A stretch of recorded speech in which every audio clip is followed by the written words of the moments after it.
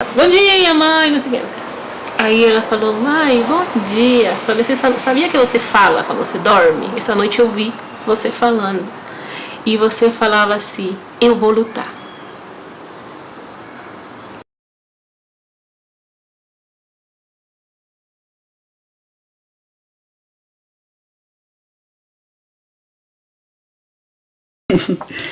Aí eu desfilei os 2 anos, um ano eu fui eleito senhorzinho, e daí no outro ano eu fui passar uma faixa, né? Usando terninho, gravatinha, né? Nada comparado aos vestidos das meninas. Aí eu só conduzia as meninas que desfilavam, né? Era um negócio bastante definidor ali. É, um dia engraçado. Lembro bem pouco também desse dia, né? Como eu falei pra vocês, tenho poucas memórias da minha infância, memórias claras, assim. Mas era um dia que eu tava muito, muito nervosa. Acho que dá pra ver na minha cara que eu tava um pouco travada, bem travada. Eu precisei, com todas as minhas turmas, em uma determinada aula, levar isso. Então, gente, vamos conversar, que eu preciso falar pra vocês que, né, professor não é mais professor agora é professora, né? Então nessa conversa com essas turmas apareceram muitas e muitas coisas, assim, muitas perguntas, muitas curiosidades, né? E apareceram relações com eles muito mais íntimas, talvez, né? Eu acredito que aconteceu muito isso, assim, minha relação com os alunos melhorou muito, né? E aí, saber lidar com eles, né? Quando uma pessoa adulta é transfóbica com você é uma coisa, mas aí o teu aluno, que é uma criança, te joga a transfobia, você precisa talvez entender isso de uma maneira diferente. E aí talvez tenha muito a ver com a ideia de ressignificar a infância mesmo, né? Eu estudei 3 anos na sala especial com meus alunos, meus amigos especiais, né? Eu adorava ser especial porque a gente não fazia nada, só brincava. O ruim é que eu só poderia falar na sala de aula com um pregador no nariz, né? Por causa para tirar o som nasal, né? Ela falava, você tem que tirar o som nasal e você tem a língua presa. Tanto ela fala isso, e ela me dava coque na cabeça, né? Quando acabava a aula no inferno, né? Hoje se chama de bullying. Mas imagine naquela época, nos anos 70, você ir para a escola, estudar na sala especial, né? E com a aparência sendo índio, sendo nordestino, então você sofria muito. Teve uma ocasião que eu até pensei em cortar a língua com uma gilete.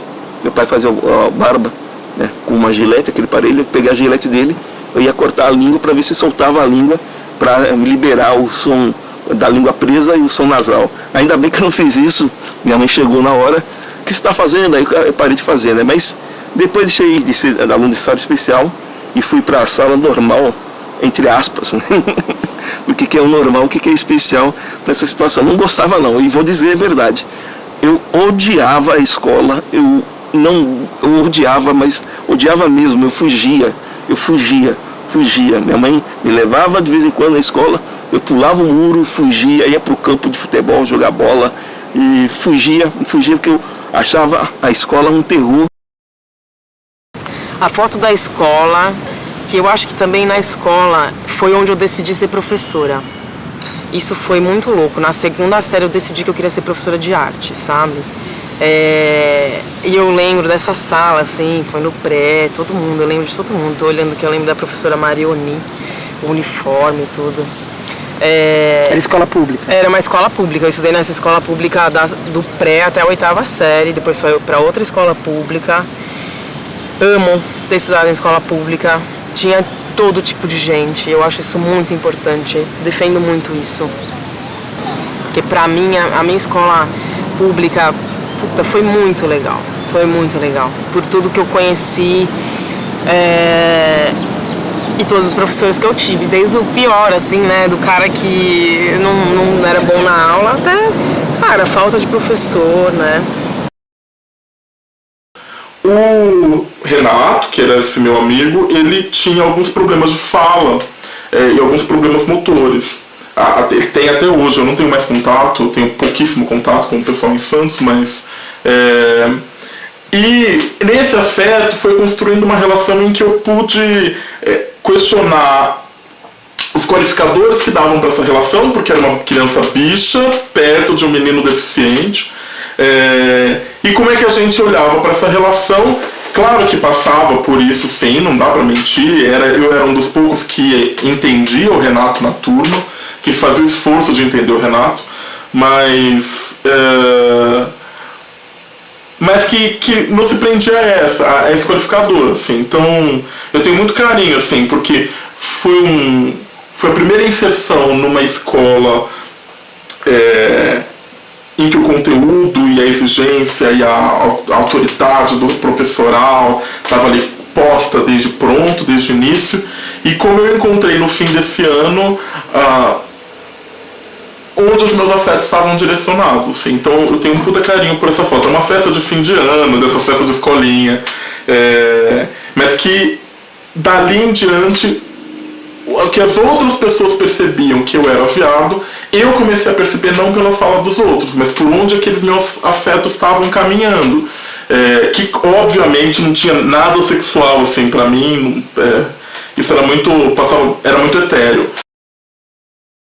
Bem, a minha casa, como era a minha casa quando eu tinha 10 anos. 10 anos. Não tem janela, não tem reboco, é terra. Então, assim, essa foto mostra muito da onde eu saí. Né? A escada que muitas vezes fiquei sentada na porta, porque na época que eu era criança tinha terrorismo no Peru. E quando chegava às 8 horas da noite, eles explodiam as torres de alta tensão, então a força acabava. Minha mãe ia trabalhar, hoje, com 45 anos de idade, eu sei que ela não estava trabalhando até tão tarde, né? Acho que ela saía para namorar, mas eu nem passava na minha cabeça. E aí minha mãe voltava muito tarde. E eu ficava sentada na escada, com uma vela e um fósforo. Eu morria de medo de entrar dentro de casa. Então acabava, às 7 horas da noite, acabava todas as luzes, as forças. E nós tínhamos um morro na frente de casa, que eu morava bem na periferia, aparecia a alça e o martelo. O sendeiro luminoso, né? Então a escada me traz essas lembranças. Então sempre ficaram enchendo a paciência. Os meninos e as meninas. Os meninos mais que as meninas. E quando eu voltava para casa chorando, a minha mãe falava assim, que se eu voltasse chorando, eu ia apanhar ainda. Tipo, isso se resolve. E eu me lembro muito, assim, né, esse episódio que eu conto hoje para todos os meus alunos. Tinha uma menina que era linda, eu não vou esquecer dela. Ela era linda, tinha uma trans. Sabe a menina linda da escola? Ela era linda. E então eu me lembro que ela tinha a turminha dela.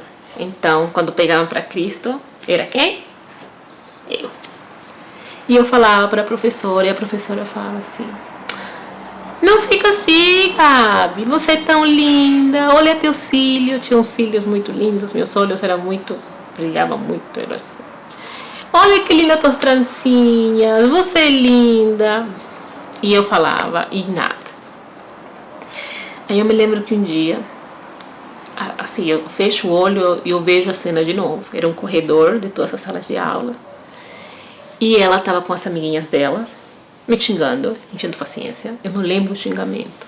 Eu só lembro que eu catei ela para aquela trança linda que ela tinha.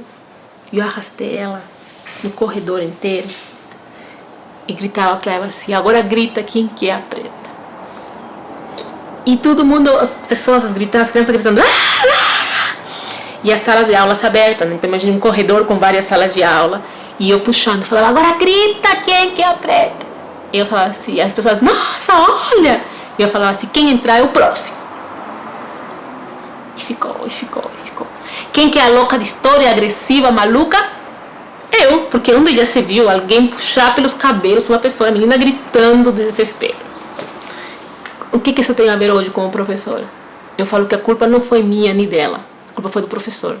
que a gente sempre eu fiquei pedindo ajuda e ela não fez. Ela tinha que ter feito, não falar pra mim que meus olhos são lindos, eu sei que são lindos, não é isso. Fui fazer história não para ser professor, não tinha entrado na minha cabeça ainda, eu não fiz a opção para ser professor quando entrei na faculdade, né? Na verdade eu não fiz a opção para ser professor, eu nunca optei, na verdade não foi uma opção, né? A coisa foi andando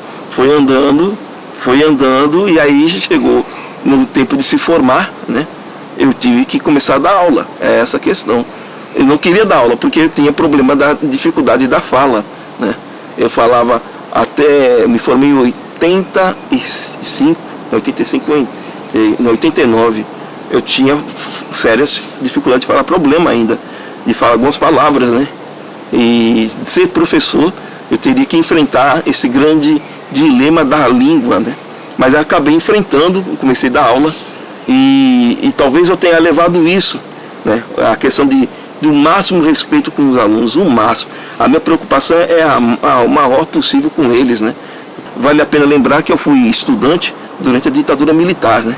Eu entrei na escola na década de 70, era o auge da ditadura militar, né?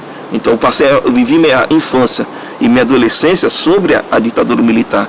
E eu sei que é intolerância. Aí sim a escola era partidária, né? Você tem que saber quais são os afluentes do Rio Amazonas. Se você não souber, você está reprovado. Você tem que saber qual é o hino da pátria, qual é o hino da bandeira, quais são as cores da bandeira brasileira. E você não souber, você é reprovado. O que eu quero fazer? Na verdade, eu quero que esse sistema rompa, entendeu? Como a gente vai estabelecendo mesmo, né, dentro disso uma conversa de sinceridade, principalmente, né?